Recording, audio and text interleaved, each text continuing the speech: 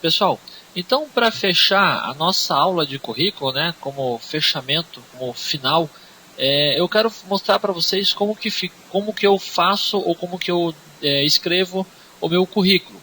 Depois que nós passamos por todos os itens, que nós trabalhamos por tópicos, né, cada um desses itens, agora eu vou mostrar os itens que eu escolhi para colocar dentro do meu currículo. Observe que alguns itens eu nem utilizei, né, nem fiz questão porque eu não tenho até o conhecimento ou não é o caso de eu estar mostrando isso para vocês nesse exato momento. Então, o primeiro item que todo mundo deve colocar são os dados pessoais, é onde o entrevistador vai pegar aí os seus dados como nome completo, né? É importante, o nome aqui tem que ser completo, tá? Não vai colocar apenas um pedaço do nome e nem se coloca em currículo apelido, atenção para esse detalhe. Não se coloca apelido nem na frente aqui como um itemzinho, ó, vou pôr o meu apelido aqui na frente, que é como eu gosto de ser chamado. Não, no currículo não vai ou não entra essa questão do apelido, tá? Aí vem o telefone, o e-mail. Observe que eu coloquei apenas duas formas de comunicação, que é o meu telefone e o meu e-mail. Como vocês sabem, eu tenho o Skype, tenho outros meios de comunicação, como o blog e assim por diante, e não achei necessário colocar aqui nesse item, tá? Data de nascimento, e observem aqui que eu coloquei um outro item chamado currículo Lattes. No meu caso, como eu sou professor, eu dou aula, o MEC exige que todos os professores e pesquisadores sejam cadastrados no chamado currículo Lattes, que é fornecido pelo CNPq, que é uma central de currículos onde todo mundo que é pesquisador e professor tem que ter esse cadastro lá. Nada mais é que um currículo mais formatado, com outros itens que eles fazem aí avaliação até, o MEC faz a avaliação das instituições baseado nesses itens dos professores que tem colocado lá, como iniciação científica, pesquisas e assim por diante, tá? Ainda dentro dos dados pessoais, vocês vão observar que eu coloquei um item chamado área pretendida, né? Nós nem falamos sobre esse item. Na verdade, esse item é o famoso objetivo, que eu falei nas aulas anteriores. Como está dando quase 3 folhas no meu currículo, eu tirei do objetivo, joguei para o chamado área pretendida dentro dos dados pessoais. Então, como esse currículo ele é destinado para parte acadêmica, ou seja, para eu ir para a sala de aula, dar aula, eu coloquei da seguinte forma: professor de publicidade ou marketing, né, que são áreas relacionadas, e coloquei as disciplinas, como vocês estão vendo aqui, as quais eu tenho interesse, eu tenho domínio de estar trabalhando, de estar ministrando, tá? E logo na sequência eu coloquei ali, ó, atividades relacionadas, ou seja, outras coisas que eu posso fazer com o conhecimento que eu tenho dentro de sala de aula, tá bom? Dando sequência, temos ali a formação, né, a minha formação acadêmica. Eu coloquei só um item como formação, no meu caso mestrado, curso de extensão que eu fiz, que é um curso que é o processo pedagógico no ensino superior. Eu preciso ter esse curso para eu poder ministrar as aulas, também faz parte. A minha pós-graduação e a minha graduação. Atenção a um detalhe aqui bem engraçado. Veja, o máximo de páginas que um currículo deve ter são 2 páginas, tá? Atenção à formatação, que quando eu acabei esse item, né, o item que é o formação acadêmica, ele também já acabou aqui no final da página. Então não precisou jogar para a página seguinte esse item, tá? Na página seguinte eu começo lá com cursos e palestras. Observe que eu começo do ano, né, mais recente para o mais antigo, ou seja, 2009, tutor conteudista, 2007, participação como palestrante convidado em seminários, 2005 a 2009, participação de mais de 10 bancas de TCC como professor orientador e mais de 12 como professor avaliador.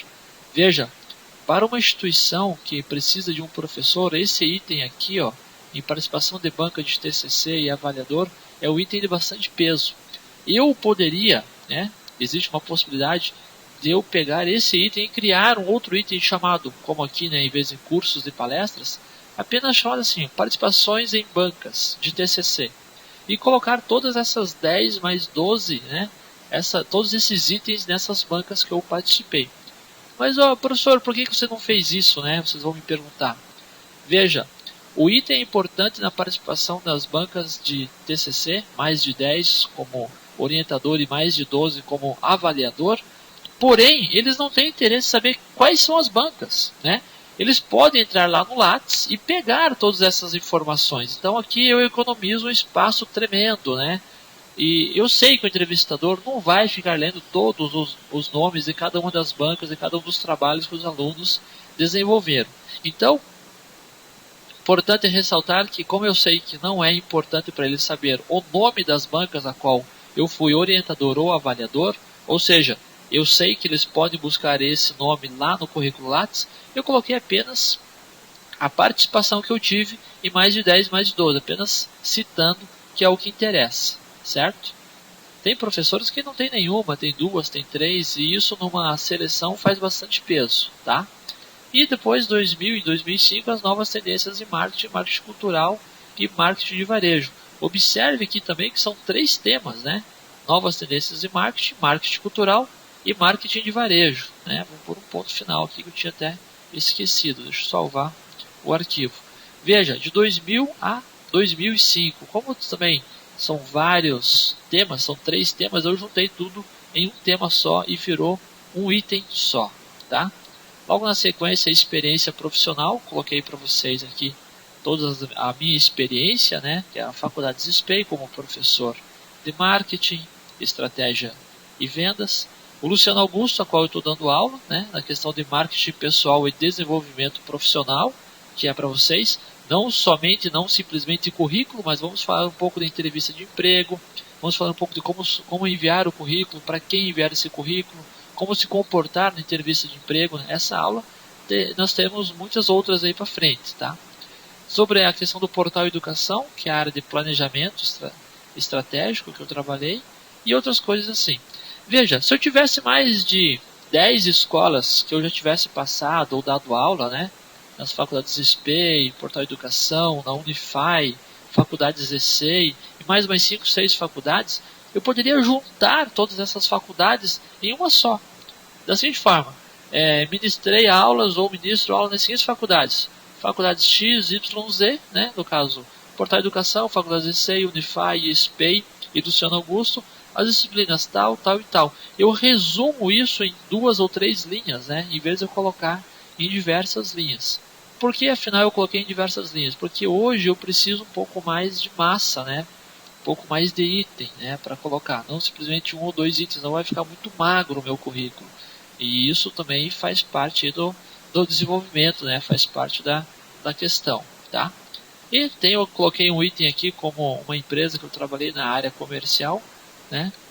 Também no ano de 2002 até ano de 2006. Queira ou não, essa experiência, né, prática, digamos assim, que da área comercial, me ajuda bastante na questão de desenvolvimento das aulas, né, para SPEI, que eu dou aula ali na área comercial para eles também, que lá eles exigem que tenham conhecimento prático, além do conhecimento teórico que nós temos.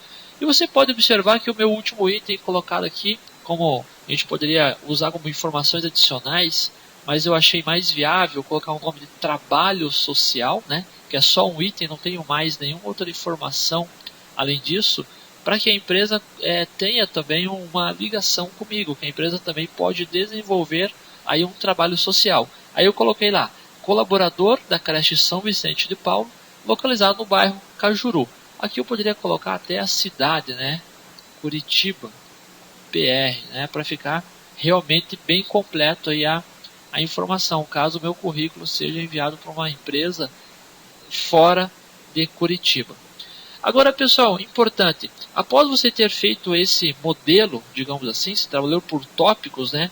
Para cada uma das empresas que você vai mandar esse currículo, você vai colocar tópicos ou vai tirar os tópicos. Vai dar mais ênfase em uma coisa ou menos ênfase em outra coisa. Também pensando no que a vaga está solicitando para vocês. Como eu disse, acho que na primeira ou na segunda aula, eu tenho 2 currículos que eu acabo mandando, né? Um currículo que é para a área para eu lecionar, que é justamente esse qual vocês estão vendo, até na parte de cima está escrito aqui, ó, currículo professor Cedenilson, e tem um outro currículo que eu chamo de currículo profissional, que é justamente o foco maior na minha área profissional, onde eu coloco a área comercial, as áreas de marketing a qual eu já atuei, as empresas a qual eu já passei e diminuo bastante aqui na minha experiência, né, na minha experiência profissional, eu diminuo bastante essa questão das faculdades, tá? Eu tiro bastante coisa das faculdades e deixo como se fosse 1 ou 2 itens nessa área de faculdade. Então, após você ter escrito todo o seu currículo, eu sugiro que você faça uma boa revisão. Sugiro também que você solicite para um amigo ler, tirar as dúvidas com você, ver se ele entendeu todos os tópicos e manter esse como padrão para que você desenvolva de acordo com as áreas, de acordo com o que cada anúncio, né, cada empresa está solicitando para você, tá? Ao responder um anúncio, sempre procure identificar no anúncio, no seu currículo, algumas palavras-chave, tá? Onde você consiga fazer uma ligação, realmente responder o que o anúncio está solicitando. Em alguns casos, você pega um anúncio, você imagina que você tem um perfil para aquela área, você tenta identificar as palavras-chave e observa que não tem nada a ver com o que com o que o anúncio está solicitando. Vamos supor, o anúncio pede lá fluência em inglês, experiência em mais de 4 ou 5 anos, vivência no exterior, porém exige que desenvolva alguns programas ou mexa alguns programas como você já tem esse conhecimento. Mas devido à experiência e vivência no exterior, na língua inglesa, você acaba observando que não é o seu perfil. Assim, você identificando essas palavras-chave, o caminho para a entrevista vai ficar mais curto, porque você vai fazer com que o seu currículo seja uma resposta, como se fosse uma carta-resposta ao anúncio que você está querendo responder à vaga que você está querendo participar, ok? Uma coisa também importante que eu já vi algumas pessoas, alguns profissionais enviando o currículo impresso, né, através do envelope, colocando todos os anexos, todas as suas comprovações e participações em congressos, feiras e eventos assim por diante. Pessoal, não precisa de imediato para você mandar um currículo todas essas comprovações, tá? Você deve esperar a empresa solicitar. Geralmente a empresa solicita depois que você está dentro dela. Nunca eles vão pedir as comprovações antes, tá ok? E o mais importante, ao salvar o seu currículo no formato Word, né, como você está vendo na parte de cima aqui, ó, como eu salvei currículo professor Cedenilson, tente salvar com um nome que identifique você. Não salve somente currículo, não salve somente o meu nome, por exemplo, Cedenilson, tá, que eles não vão saber do que se trata. Se a pessoa recebeu 10, 12, 15, 50 e-mails, vai ser difícil encontrar você. Então, a estratégia que eu utilizei é colocar currículo, né, professor, que é o que eles devem buscar na área professor ou outra área, e a questão aqui do meu nome, Cedenilson, tá? Cuidado para não salvar aqui na parte de cima com apelido, com algumas coisas, com erros também, que isso faz parte da seleção, queira ou não, tá? Outro detalhe importante, quando você vai enviar o seu currículo, nunca envie o seu currículo no formato Word. O Word você desenvolve, salva em PDF, tá? E manda esse currículo na questão em PDF. E o item mais importante de tudo, ao enviar o seu currículo via e-mail para a empresa ou para a pessoa que você pretende, a empresa que você pretende trabalhar, cuidado com o e-mail. Eu já recebi um currículo de uma mulher que gostaria de trabalhar na minha empresa, com o e-mail de seguinte e-mail, garotagatakuritiva@algumacoisa.com.br. Veja, esse tipo de e-mail a gente já percebe que não é o mais adequado para envio de currículo. Então faça um e-mail sério, né? Um e-mail mais adequado, com o nome da pessoa, ou o nome completo, e assim por diante. Agora, você vai mandar um e-mail para uma empresa que você queira trabalhar com o nome Garota Gata Curitiba, é pedir para não ser selecionado mesmo. Ok, pessoal? Mais uma vez, muito obrigado e até a próxima aula.